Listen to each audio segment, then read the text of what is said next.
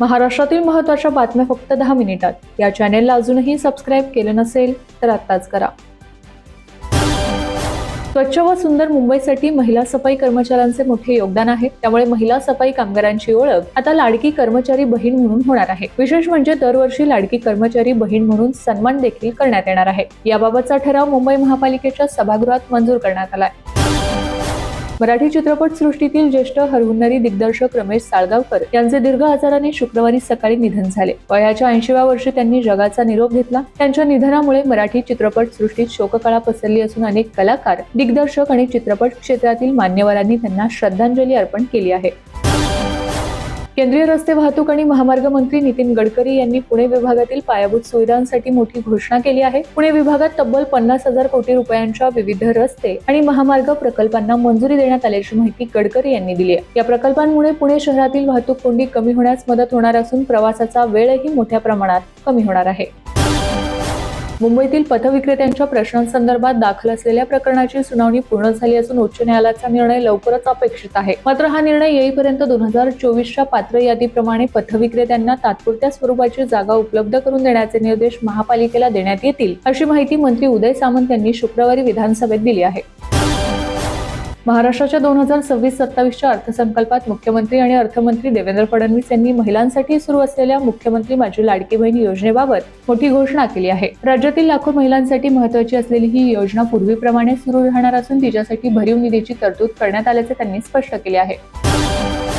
मुख्यमंत्री देवेंद्र फडणवीस यांनी 6 मार्च रोजी राज्याचा अर्थसंकल्प सादर करताना मुंबईकरांसाठी मोठी घोषणा केली आहे. शहरातील वाढती वाहतूक कोंडी कमी करण्यासाठी मुंबई मेट्रो लाईन 11 उभारण्याचा निर्णय जाहीर करण्यात आलाय. या महत्त्वाकांक्षी प्रकल्पाअंतर्गत गेटवे ऑफ इंडिया ते वडाळा दरम्यान पूर्णपणे भूमिगत मेट्रो मार्गिका उभारण्यात येणार आहे. सुमारे 23,887 कोटी रुपये खर्चाच्या या 17 किलोमीटर लांबीच्या प्रकल्पामुळे दक्षिण मुंबई आणि मध्य उपनगरांमधील प्रवास अधिक जलद आणि सोयीस्कर होणार आहे.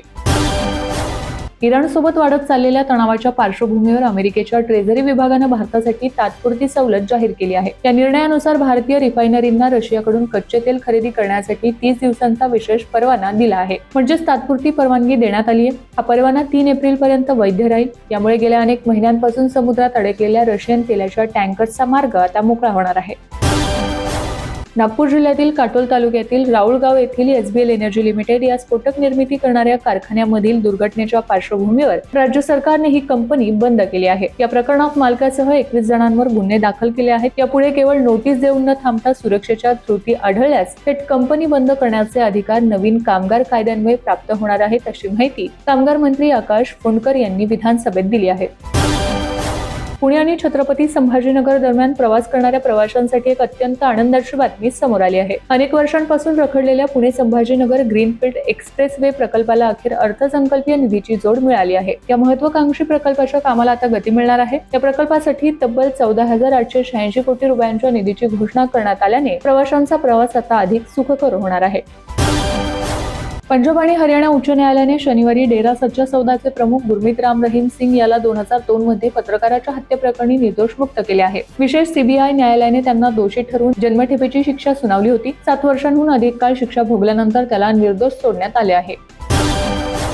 अमेरिका, इस्रायल आणि इराणमधील वाढत्या संघर्षाच्या पार्श्वभूमीवर सर्वसामान्य भारतीयांना महागाईचे चटके बसले आहेत. इंडियन ऑइल कॉर्पोरेशनने घरगुती LPG सिलेंडरच्या किमतीत 60 रुपये तर व्यावसायिक सिलेंडरच्या किमतीत 115 रुपयांची वाढ केली आहे. नवीन LPG सिलेंडरचे दर तात्काळ लागू झाले असून दरवाढीचा थेट परिणाम स्वयंपाकघराच्या बजेट तसेच हॉटेल आणि रेस्टॉरंट सारख्या व्यवहारांवर होणार आहे.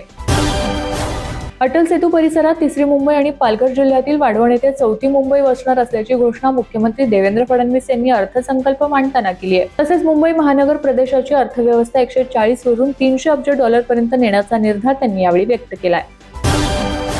प्रसिद्ध रॅपर बादशाह यांनी आजवर आपल्या गाण्याने चाहत्यांना वेड लावले आहे. त्यांची गाणी कायम सोशल मीडियावर धुमाकूळ घालतात. मात्र आता बादशाह त्यांच्या एका गाण्यामुळे अडचणीत आला आहे. बादशाह आपले नवीन गाणे टटिरीमुळे कायदेशीर अडचणीत सापडला आहे. हरियाणात बादशाह विरुद्ध FIR दाखल करण्यात आलाय.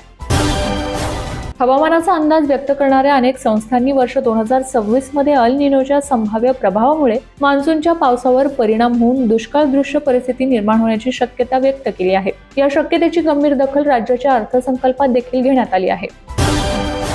इराण अमेरिका इस्रायल संघर्षामुळे भारताच्या इंधन आयातीवर मोठा परिणाम होत आहे. गॅस टंचाई टाळण्यासाठी केंद्र सरकारने उपाययोजना देखील सुरू केल्या आहेत. दरम्यान माध्यमांनी भीती निर्माण करू नये, ते देशहित आणि समाजहिताचे नाही, असे मुख्यमंत्री देवेंद्र फडणवीस यांनी नागपुरात प्रसार माध्यमांसोबत बोलताना नमूद केले आहे.